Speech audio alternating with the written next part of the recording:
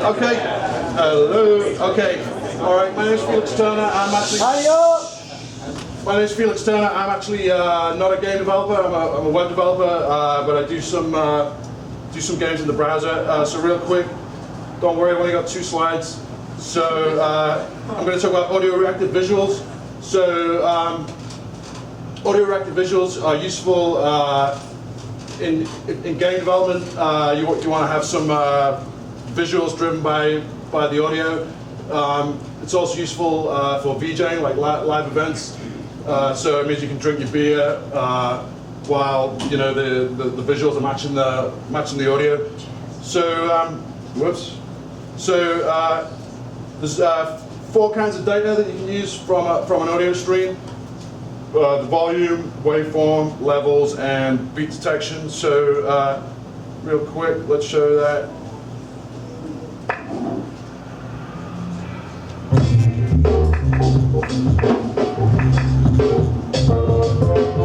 Okay, so here you can see the 4 things. So on the right, the fat bar is the volume. That's kind of your global amplitude. Then you've got your waveform, which is the white line, which is kind of the shape of the sound wave as it hits your ear. Next you've got what I call the levels, which is basically amplitude splits and frequency bins. And then lastly, right here you've got real simple beat detection. So every time this thing goes white, it's detecting a beat. So I don't really have time to go into how that's working, but you can kind of see it. Basically every time it hits that white thing, it's a beat. So that's a real simple form of beat detection. So how can we use this stuff? So I want to show you a couple of WebGL demos that use audio reactive visuals. So number 1 is this guy.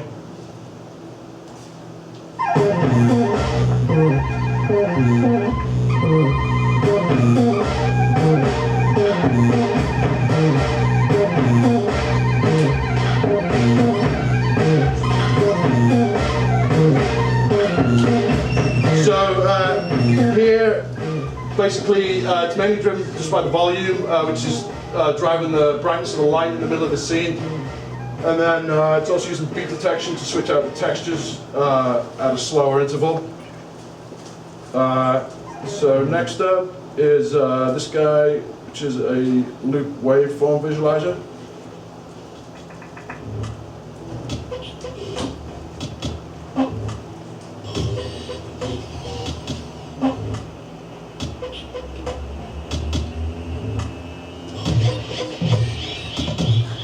So what's happening here is the waveform shape is actually being drawn into the circle, and then it's expanding outwards over time.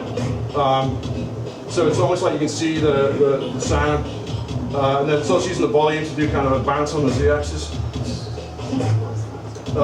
So that's that one. Guess I'm doing this pretty quick. Last one is this guy, which I built especially for this yesterday. Welcome to a new market. It's 33. That's incorrect. Try 313. That's correct.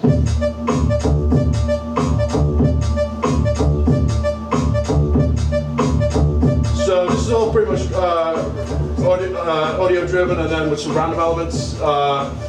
So the stripes are come out for the levels.